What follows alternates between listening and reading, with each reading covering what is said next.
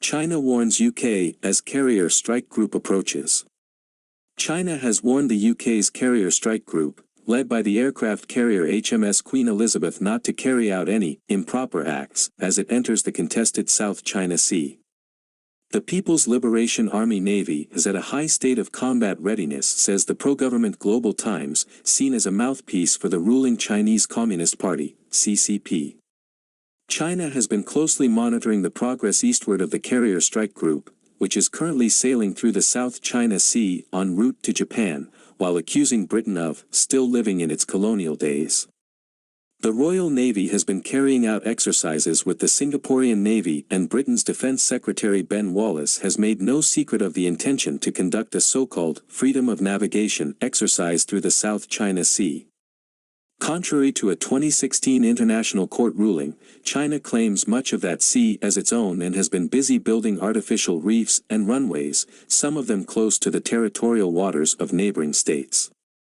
Both U.S. and Royal Navy warships have recently challenged China's claims to sovereignty in the South China Sea by purposely sailing through it.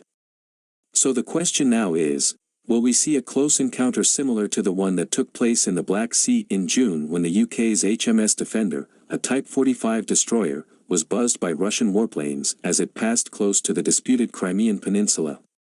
China is not looking for a direct confrontation with a major U.S. ally in the South China Sea, says Virla Nawans, a senior research fellow at the Royal United Services Institute, RUSI, a London think tank.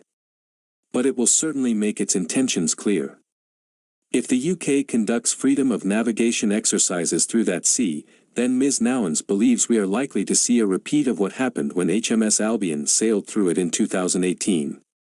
It was closely shadowed by a Chinese warship from just 200 m away, warning it to leave, while Chinese aircraft flew low over the British vessel.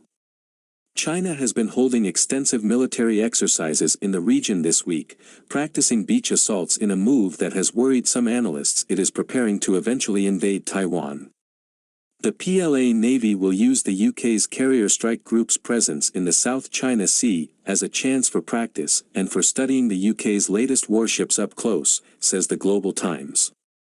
It quotes a spokesman for the Chinese embassy in London as saying, "The threat to freedom of navigation could only come from the one who deploys a carrier strike group to the South China Sea half a world away and flexes its naval muscles to heighten the military tension in that region."